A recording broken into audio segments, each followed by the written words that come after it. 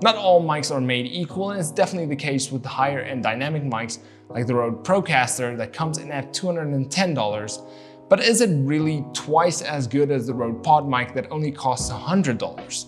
So let's see which one you should actually go out and buy, the Rode ProCaster or the Rode Podmic. Let's have a look.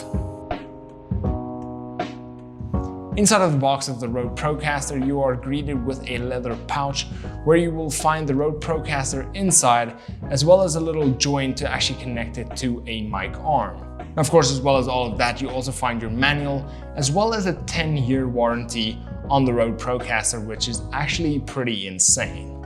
Now, the mic itself is a full metal design with a built-in pop filter and a built-in shock mount, reducing handling noises and also reduces the need for a shock mount. But all of this does add a little weight to the mic itself, making the mic come in at around 745 grams, which is not a bad thing, as heavier usually means better quality. The mic itself is a top addressing mic and has a cardioid polar pattern, meaning that if you don't speak into the top of the mic, it should actually reject the noises coming in from the side really well. So just keep that in mind if you're actually buying the mic, that you need to speak into the top of the mic and not the sides. And the mic itself also has a longer, more thinner design, which I'm not that big of a fan of, but it still looks really good. Now, as far as the build quality goes of the Rode ProCaster, it is a pretty hefty mic, meaning it does feel really good quality. It feels really well built, and you can't actually see the capsule on the inside of the mic, which is also a really good thing, meaning that the actual pop filter itself around the mic capsule is really thick and should actually be really good for plosive sounds and plosive rejections. Now, for me, I didn't really feel that much of an increase in quality between the Rode ProCaster and the Rode Podmic, but it doesn't mean that the Rode ProCaster isn't well built. It just speaks for how well built the Rode Podmic is and how well it is actually for the price that it actually comes in at. Now, of course, as far as design and everything else goes, the Rode Podmic and the Rode ProCaster are very similar. The Rode Podmic is a little bit heavier than Rode ProCaster, and the Rode ProCaster has a little bit of a different frequency range, ranging from 75 Hz to 18,000 kHz, which isn't exactly the same as the Podmic. Now, both the Rode Podmic and the Rode ProCaster are both made to be excellent mics for voices, and both of them have a really tight polar pattern, meaning that they are really good at rejecting background noises, making them really well for anybody who's a live streamer or a podcaster, or just someone who's in general making content in more noisier environments. And just bear in mind that even though they do reject background noises really good, they don't actually cancel out background noises. And to actually get the best result with background noise rejection, you should probably get the mic as close to your face as possible, turn down your gain, and have your voice be the loudest part in anything that you do. And that way, noise in the background usually becomes really soft and not noticeable at all. Now, the ProCaster with the higher price should in theory be a better mic, but if you take a look at the specs of both the Podmic and the ProCaster, they're both pretty much the same. Now, as far as audio quality goes, here's a quick comparison between the two, the Podmic and the ProCaster, so listen for yourself to see whether or not you can actually hear a difference between these two. So this is the test of the Rode Podmic connected to my Go XLR via an XLR cable. Now, I did add a little bit of EQ to cut the lows and the mids and kind of boost the highs just to get a little bit more clarity. And this is how the mic sounds pretty close to my face. And this is the test of the Rode ProCaster connected to my Go XLR.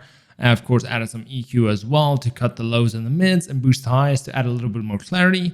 And this is how the mic actually sounds. Now, for me, both mics sounded really good, and the differences between the two mics were very marginal, meaning that both of these mics are really good for any use case.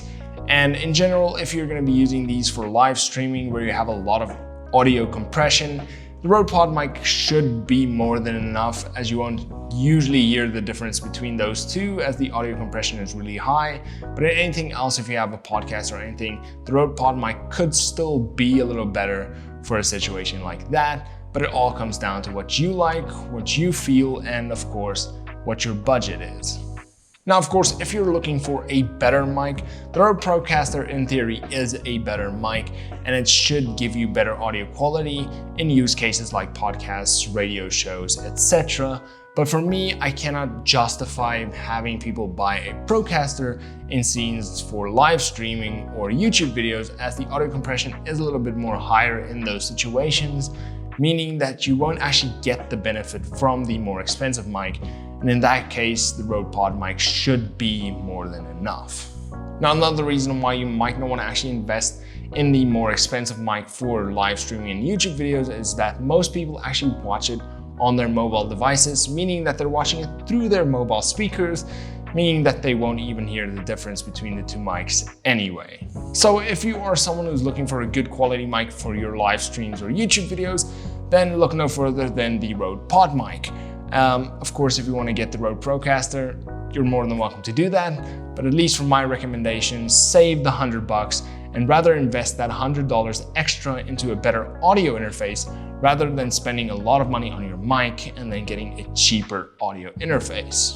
But if you're someone who makes podcasts or looking to set up a radio show or radio station or anything similar to that where you have high quality audio going through, then I would suggest investing in something like the Rode ProCaster. The price difference isn't that much, but you do get a better quality mic. Even if it's slightly better, you do still get a better audio quality. But of course, in those cases as well, the Rode Podmic is still more than enough, and it should be a good mic for any use case. So in closing, if your budget fits the Rode ProCaster, go out, buy yourself a Rode ProCaster. No matter what you do, my suggestions still stand on if you're a live streamer or if you're making YouTube videos, get yourself a Podmic. If you're a podcaster as well, you can always get a Rode Podmic as well. It's still a really good mic. And if you're someone who's looking for a little bit more high-end quality, or you're looking for something that's definitely gonna last you for 10 years plus, then go for the Rode ProCaster with a 10-year warranty and know that you're set at least for the next 10 years. And that is it for today's video. I hope you guys enjoyed it. And if you did, please leave a like and subscribe. And as always, if you have any questions on these mics or any other mics that I've done in the past, or you just want to ask me a few questions about what mic you should probably get, leave them down in the comment section below. I love to get to those and actually help you guys out. Or you can actually go and reach out to me on any of my other social media platforms. I'll also get back to you on those as well if you have any questions or if you have any suggestions. Then of course, if you're looking to buy any of these mics mentioned in today's video, I have left them down in the description below. So if you use any of those links to actually go out and buy a mic or an audio interface, I really do appreciate that, because that actually helps the channel out and it helps me make more videos like this and actually upgrade the quality of my videos. So I really do appreciate that. And then of course, until next time, cheers.